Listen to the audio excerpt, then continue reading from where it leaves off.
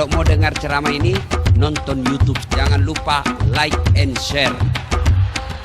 Lebih bagus lagi kasih subbreaker.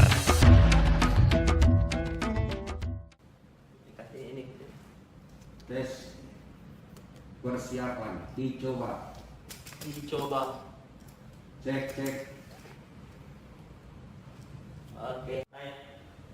Hah? Mulai? Oke. Mulai nih? Mulai.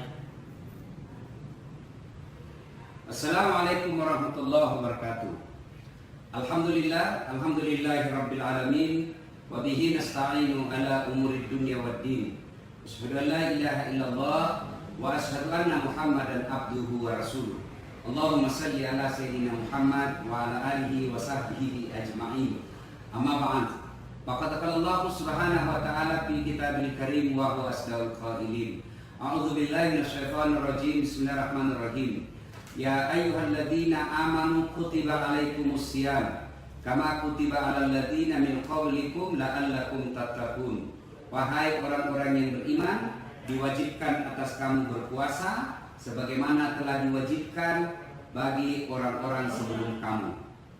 Surah Al-Adzim, maha benar Allah dengan segala firman-Nya. Wa qala idan bismillahirrahmanirrahim. Wa qala Rasulullah sallallahu alaihi wasallam, man shoma ramadana imanan wa ihtisaban ghufira lahu ma taqaddama min dzambihi.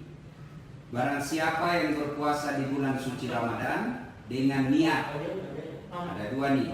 Satu, niat lillahi ta'ala. Yang kedua, semata-mata karena Allah.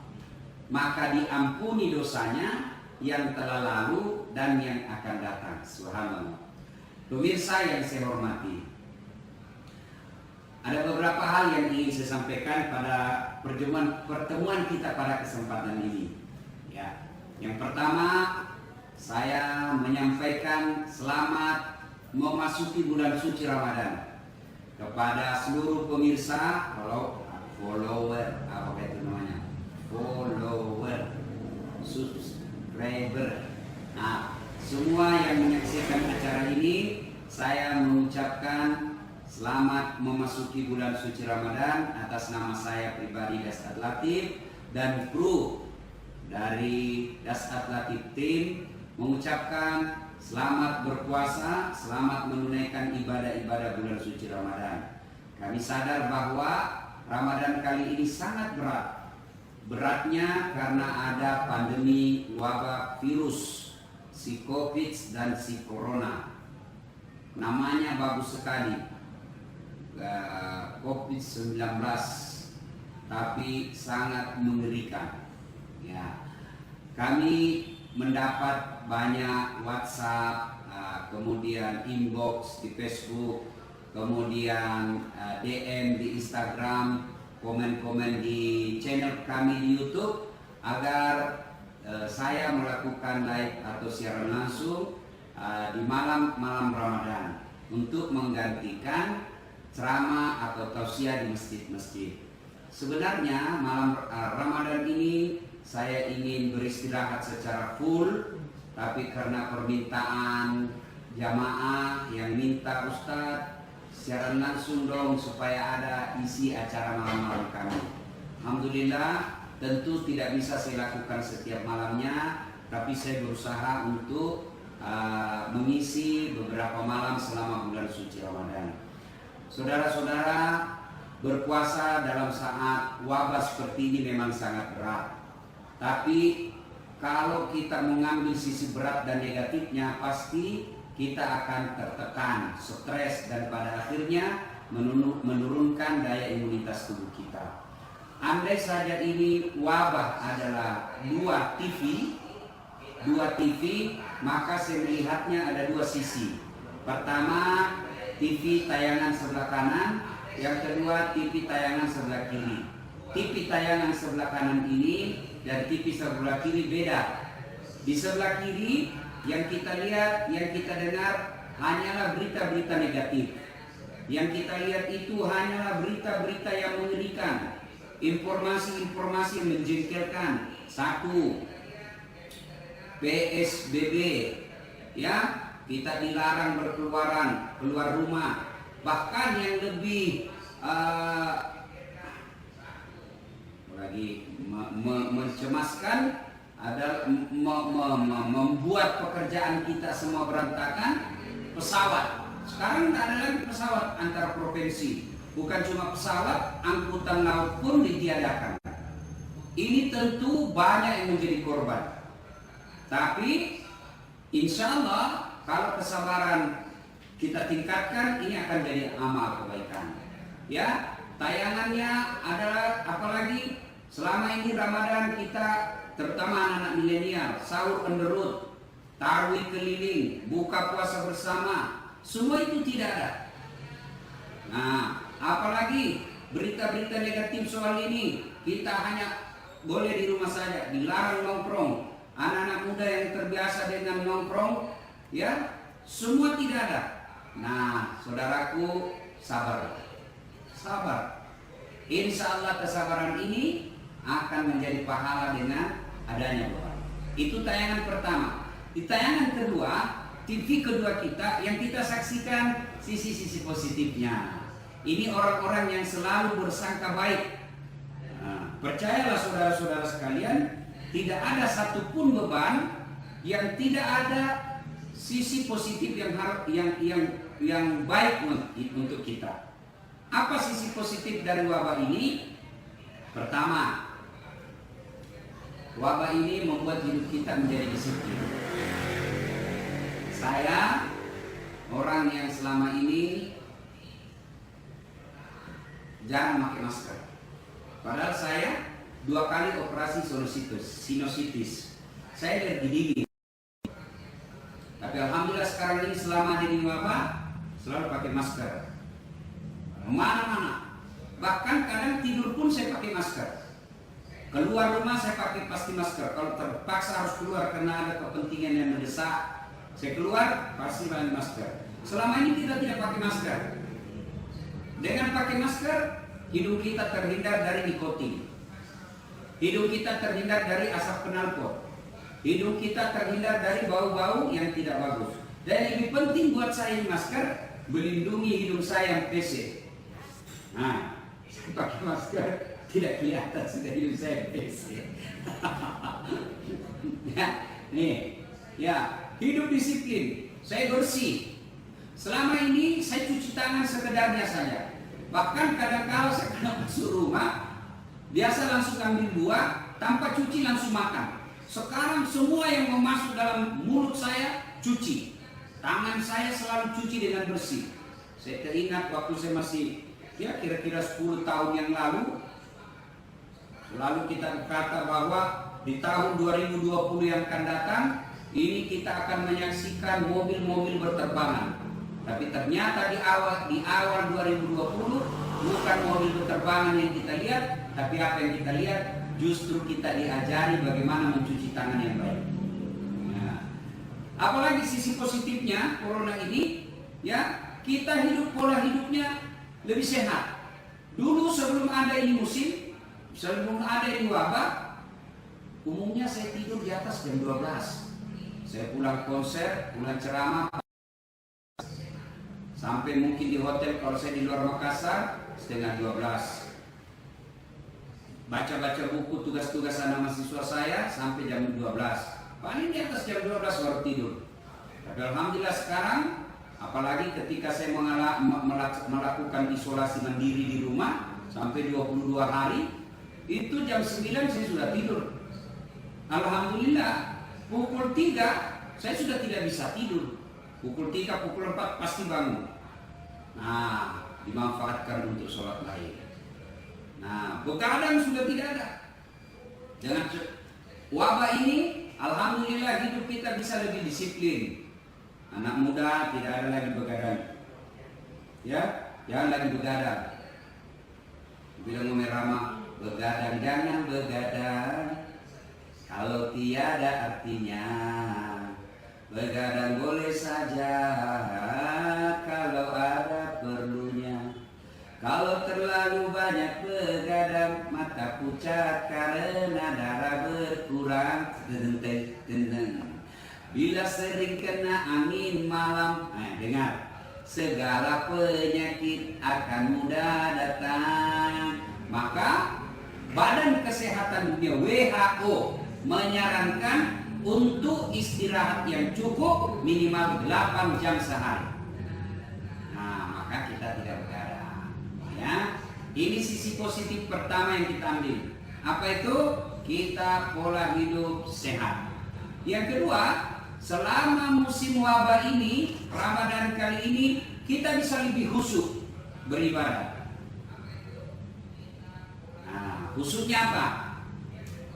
Karena ada wabah, maka tidak ada lagi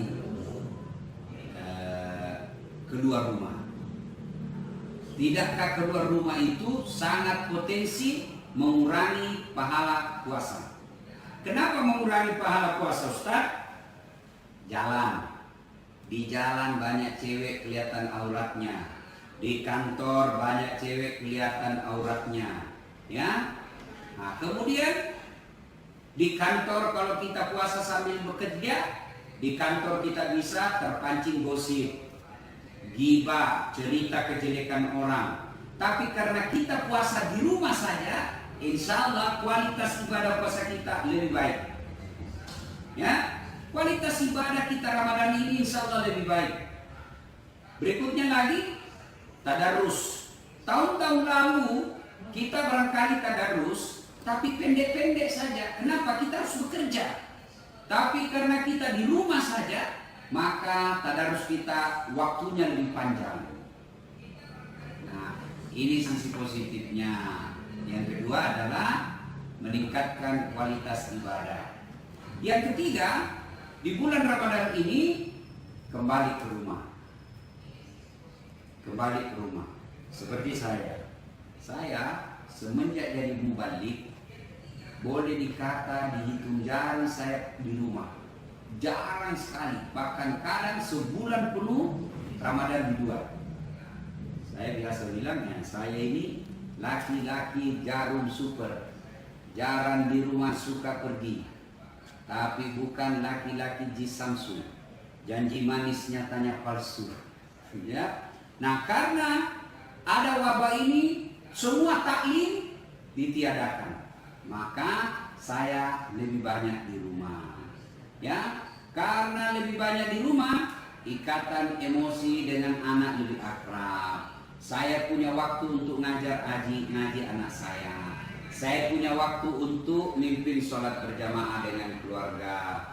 Ya, saya bisa lebih fokus memperhatikan pertumbuhan anak saya. Alhamdulillah. Maka saudara-saudara yang tinggal di rumah, yuk mari biasakan selama tinggal di rumah Ramadan ini sholat 5 waktu berjamaah dengan keluarga. Terutama saudara-saudara yang lagi retak, yang lagi ya bukan lagi pecah tapi baru kelihatan retak-retak sedikit. Nah, habis sudah ada gejala-gejala mau bubar rumah tangga, saat ini rapatkan kembali kekerabatan, keakraban rumah tangga. Karena tinggal di rumah saja. Cuma ada lagi teman saya bilang, ya, selama wabah ini Ustaz menderita kita, ulul kering orang. Ngeri sekali benar. Karena sekarang dianjurkan untuk tidak pakai AC. Karena katanya di udara lembab itu virus lebih gampang hidup. Nah, sampai mana tadi saya sampaikan? Nah, aku lupa lagi. Yang meninggal. Nah, karena rumah tangga kita yang renggang sekarang, ada teman saya bilang, Ustaz, karena kita disuruh rumah saja ini banyak menderita kita sebagai suami semua. Kenapa lagi? Dia bilang, bagaimana tidak Ustaz? Di luar kita terancam virus, di dalam juga lebih hebat lagi ngomelnya istri. Sudah sabar saja. Ngomelnya istri itu tidak ada, jangan dilawan. Kalau istri mau ngomel, marah, janganlah ini, lebih diam. Ya, lebih bapak diam. Kalau perlu makan obat tidur. Karena biar dijelaskan, tidak masuk di akalnya. Ya, nah, coba ada juga kejadian semenjak lockdown di pesawat. Ada teman saya telepon saya, Ustaz, menderita saya kasih jaringan. Kenapa? Saya lagi di luar Sulawesi, Ustaz, tidak bisa lagi terbang ke Sulawesi. Ternyata dia tidak bisa pulang ke Sulawesi. Dia minta izin urusan kerja, ternyata dia tidak bisa lagi pulang. Padahal dia tidak pintar, dia pergi istri cadangannya. Saya cik dak kok, saya suruh kau bohong istrimu. Ya, nah Ramadan kali ini kembali ke rumah, rapatkan urusan rumah tangga kita.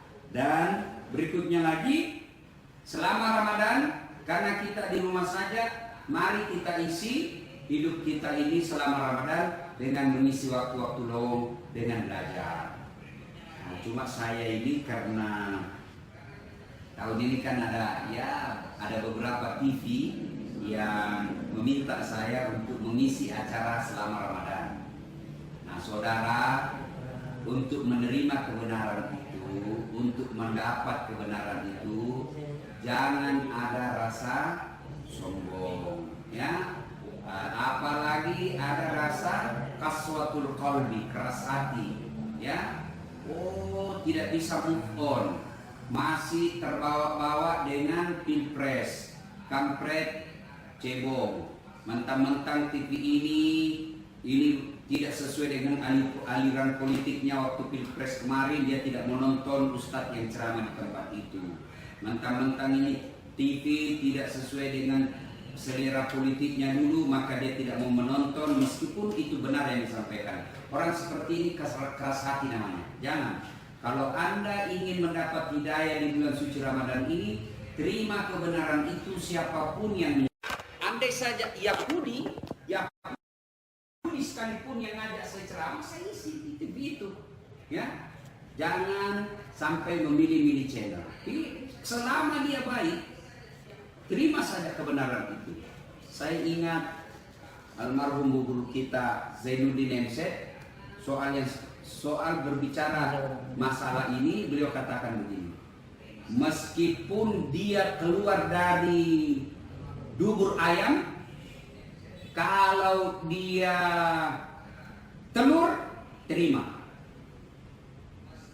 Sebaliknya, meskipun dia kelihatan warnanya, meskipun dia keluar dari dubur raja, tapi kalau dia itu kuning, itu yang dimaksud najis, jangan terima. Meskipun itu dari dubur seorang raja. Tapi ini dubur dari ayam, kita terima kalau dia telur. Artinya apa? Kalau kebenaran yang disampaikan orang, terima meskipun media tidak sesuai dengan selera kita. Menerima kebenaran bukan berdasarkan selera. Ingat, Abu Lahab, Abu Jahal itu menolak kebenaran bukan karena tidak mengakui Nabi. Itu Abu Jahal, Abu Lahab, sebelum Nabi dilantik menjadi Rasul di usia 40, Abu Jahal itu cinta betul sama Rasulullah Muhammad SAW. Sayang betul sama Muhammad. Dianggaplah ini manusia paling baik akhlaknya. Tapi karena Nabi mengajarkan kebenaran dan Abu Lahab merasa Muhammad ini anak baru kemarin, dia tidak cocok, dia merasa sombong, dia tolak kebenaran yang disampaikan Nabi. Jangan sampai seperti itu. Ramadan ini isilah hidup kita dengan memperkaya ilmu pengetahuan. Ya, terima. Pun kalau terjadi perbedaan pendapat, Ustadz A mengatakan Ustadz B beda, selama mereka punya dalil, selama mereka punya argumentasi fikih, silakan laksanakan. Dengan catatan, laksanakan yang ibu bapak yakini benar tanpa menyalahkan pendapat orang lain. Selesai. Nah, saudara-saudara sekalian, Ramadan ini mari kita isi dengan kebaikan-kebaikan. Ya, sabarlah untuk tetap di rumah saja. Ikuti maklumat Kapolri, ikuti anjuran fatwa Majelis Ulama untuk tinggal saja di rumah. Jangan lagi merasa lebih hebat dari ulama sehingga tetap ngotot mau keluar rumah dan beribadah di masjid. Andai saja situasi ini normal, kita semua jangan tinggal di rumah, yuk ke masjid beribadah tarawih. Tapi karena wabah ini, maka kita dianjurkan untuk tetap tinggal di rumah. Kenapa tetap tinggal di rumah, Ustaz? Karena diyakini data dan fakta menunjukkan bahwa di tempat-tempat berkumpul itu peluang untuk terjadi penularan penyakit. Ada lagi yang bilang, kenapa ini Ustadz Dasat hanya menganjurkan masjid-masjid ditiadakan jamaahnya? Kenapa tidak menganjurkan juga itu pasar? Kenapa tidak melarang itu toko-toko buka? Bos, kan saya penceramah. Kewenangan saya hanya di masjid. Kalau saya urusi juga pasar, urusi juga toko-toko, namanya gila urusan. Biar Satpol PP yang ngurus itu. Nah, memang sangat cocok untuk karena saya berkaitan dengan keagamaan, kegiatan keagamaan, tablik-tablik, pengajian-pengajian di masjid, itu yang kita anjurkan. Sabarlah, beribadah itu harus disertai ilmu, bukan perasaan, Beribadah harus disertai ilmu, bukan dengan perasaan. Kalau ternyata di akhirat kelak, karena kita tidak sholat Jumat selama ada wabah ini karena mengikuti fatwa Majelis Ulama, ternyata di akhirat itu adalah kesalahan besar, bukan kita yang menanggung dosanya. Siapa yang tanggung dosanya? Majelis Ulama yang telah memfatwakan itu. Maka mereka bertanggung jawab. Maka saudara sekalian, bulan Ramadan ini mari kita tingkatkan kesabaran. Ada dua hal yang membuat dua tingkat kesabaran kita. Satu, sabar menjalankan perintah-perintah Allah selama Ramadan. Yang kedua, sabar untuk tetap tinggal di rumah saja. Inilah saja pengantar tausiah live kita pada malam ini. Insya Allah kita akan lanjutkan pada malam-malam berikutnya, Nah, kalau ada yang mau bertanya, silakan disampaikan di inbox Facebook atau di channel YouTube. Nanti pada pertemuan yang akan datang kita akan menjawab pertanyaan-pertanyaan. Sebelum saya menutup, ini ada pertanyaan yang banyak juga masuk, yang bertanya, Ustadz, bagaimana cara mandi junub pada malam Ramadan? Ini memang banyak ini, terutama anak-anak pengantin baru. Ketika malam Ramadan selesai, mohon maaf bukan bermaksud vulgar dan porno. Selesai di malam Ramadan ini, selesai berhubungan badan, tidak harus wajib mandi, tidak. Bukan puasa yang mewajibkan Anda mandi, tetapi sholat subuh. Misalnya kan dia bilang, Ustadz kita selesai nih berhubungan badan sebelum tidur, ternyata kita bangun makan sahur jam 2. Apakah harus mandi di jam 2 itu? Tidak. Kapan mandinya? Menjelang sholat subuh.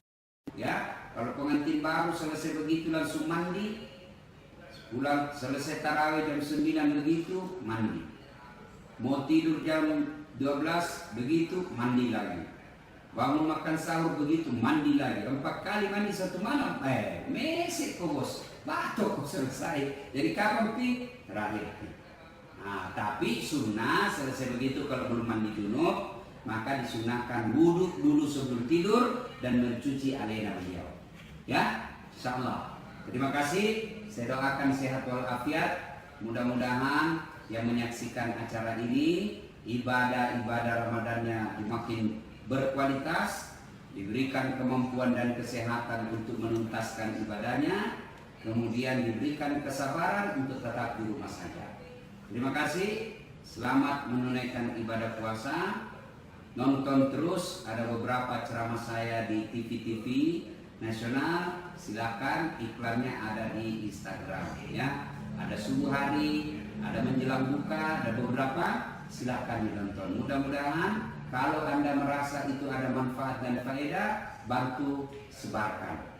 Jangan anggap remeh. Mungkin 1 menit saja dakwah kita sebarkan, ada satu yang melaksanakan dari yang kita sebarkan itu, insya Allah akan menjadi amal jariah yang akan menjadi pemberat ketika timbang-timbangan kebaikan kita di akhirat kelak.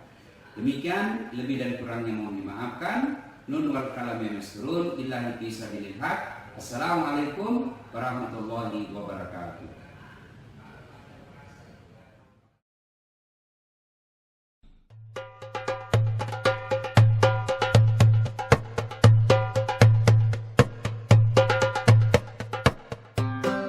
Jangan lupa like and share. Lebih bagus lagi kasih subbreaker.